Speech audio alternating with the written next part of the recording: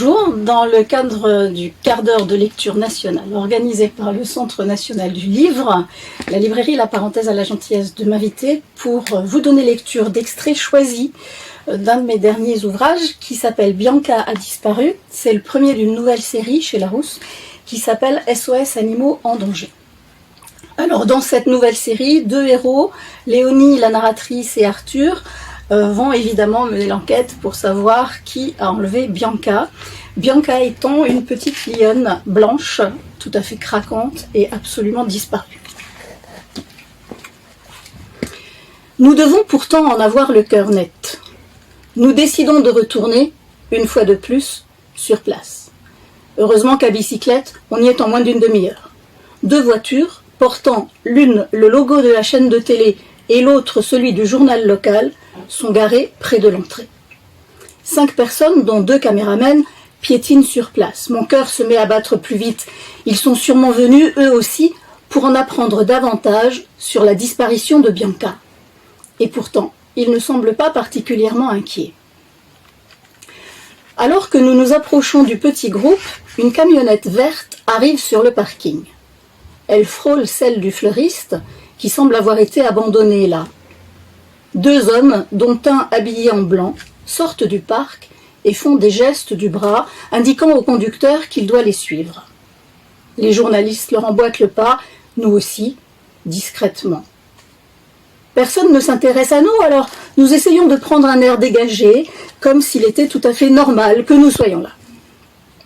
La camionnette arrive bientôt à l'une des portes de service du parc. 2 jeunes femmes attendent devant. Le véhicule et la petite troupe entrent lentement. Arthur et moi nous interrogeons du regard un instant avant de nous glisser silencieusement juste derrière eux. Les représentants des médias semblent maintenant un peu plus motivés. Ils se rapprochent quand le conducteur et les 2 jeunes femmes ouvrent la porte arrière de la camionnette pour en sortir une cage dans laquelle se trouvent 2 animaux.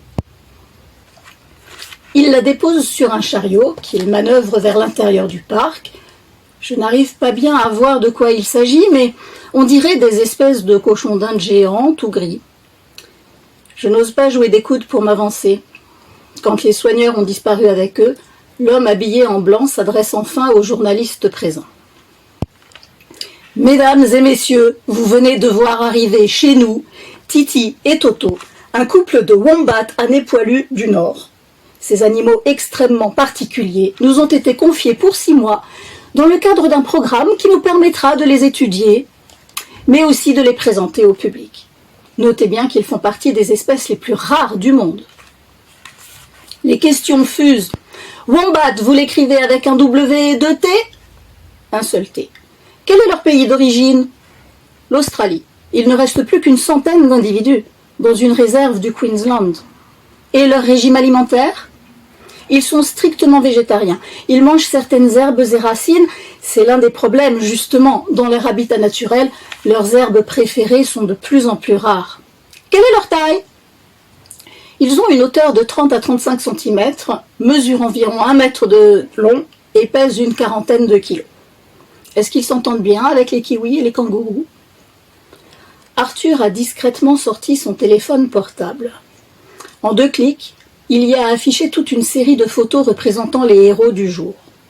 Je sens un drôle de sentiment m'alourdir le cœur quand ma première impression se confirme. Le wombat à nez poilu du Nord n'est pas beau gosse. Il n'a pas non plus une allure amusante, ni particulièrement attendrissante. Si on demandait aux gens qui sauver entre un bébé koala et un bébé wombat à nez poilu du Nord, le second n'aurait certainement pas beaucoup de chance d'être choisi. Je le sais bien. Ils sont quelques-uns ses compagnons d'infortune. Tout le monde se sent concerné par les mignons pandas roux ou les loris lents aux grands yeux tristes et doux, et beaucoup moins par les peu gracieuses chauves-souris rhinolopes ou les blobfish qui ont vraiment une tête pas possible. Je me dis que la nature est injuste. Mais bien vite je me secoue. Ce n'est pas le moment de partir dans ce genre de délire déprimant. Les journalistes remercient, puis font demi-tour et, toujours sans nous accorder la moindre attention, franchissent la porte pour reprendre, en sens inverse, le chemin qui les reconduira au parking.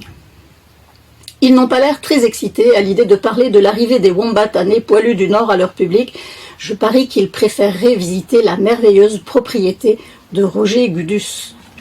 Alors Roger Gudus, il faut que je fasse une petite parenthèse, c'est le roi du cassoulet, qui habite près de l'endroit où cette aventure se passe, près de Toulouse. Et ce monsieur vient d'acheter une magnifique villa à une vieille chanteuse qui retourne à Paris dans l'espoir de reprendre son envol. Et justement, on a repéré un article à ce sujet et les jeunes vont aller jeter un coup d'œil à la villa, justement, pour certaines raisons, de Gudus. Donc je prends un autre extrait choisi. Nous avançons bravement. À travers la grille, on peut effectivement apercevoir une allée bordée de platanes menant à la résidence. Devant cette dernière, d'imposants massifs de fleurs multicolores sont encadrés par 2 statues de pierre blanche. Dring! Nos visages comiquement déformés s'affichent sur l'écran bombé qui surmonte le bouton de sonnette. Ça grésille, ça crépite dans le petit haut-parleur. Une voix de femme finit par nous répondre, pas très aimable. « C'est pourquoi ?» Arthur est royal. Il improvise comme un chef. Mais la mégère, lâchement cachée derrière l'interphone, ne se laisse ni convaincre, ni attendrir. Monsieur n'est même pas là, d'ailleurs c'est un homme très occupé. Circuler, il n'y a rien à voir. Pas la peine d'insister. Nous retournons piteusement vers nos vélos, appuyés un peu plus loin au tronc d'un jeune bouleau. Ça me tue qu'on se retrouve bredouille si près du but. Soudain je tente. Et si cette fois on pouvait vraiment grimper aux arbres pour jeter un coup d'œil, La vie est un éternel recommencement, dirait Grand'ma. Nous revoici en train de longer discrètement un mur d'enceinte, comme des voleurs.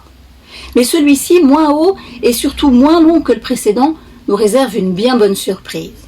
Côté est, il est bordé de grands et beaux arbres, principalement des chênes et des châtaigniers. Arthur en examine plusieurs, l'un après l'autre, avant de m'annoncer « Regarde, un perchoir comme celui-ci, c'est presque trop beau pour être vrai. » Et hop, agile comme un singe, le voici rapidement perché à 2 mètres au-dessus du sol. Pas question de passer pour une poule mouillée, je m'élance à mon tour, le cœur battant. Et si je tombais comme la dernière fois? Mais non, je le rejoins même assez facilement. Nous découvrons alors une vision enchanteresse. L'arrière de la villa donne sur un bel espace vert, soigneusement entretenu. Là encore, quelques statues de grands massifs de fleurs, des haies bien taillées. Presque en face de nous, un banc est placé au bord d'un joli plan d'eau avec roseaux et nénuphars. Et, un peu plus loin, à l'ombre du banc, je n'y crois pas. Je manque de lâcher la branche à laquelle je suis agrippée. Je chuchote « Regarde, là !» « Quoi, là ?»« Près du banc !»« Eh bien, tu vois rien ?» Arthur se penche, plisse les yeux. « Quoi, cette espèce de gros caillou marron et noir ?» Mais non, ce n'est pas un gros caillou marron et noir. D'ailleurs, juste à ce moment-là, ça se met à bouger, lentement, très lentement. Une tête, puis 4 pattes apparaissent. Ce que nous avons sous les yeux, c'est une magnifique tortue terrestre, bien trop grosse pour appartenir à une espèce européenne.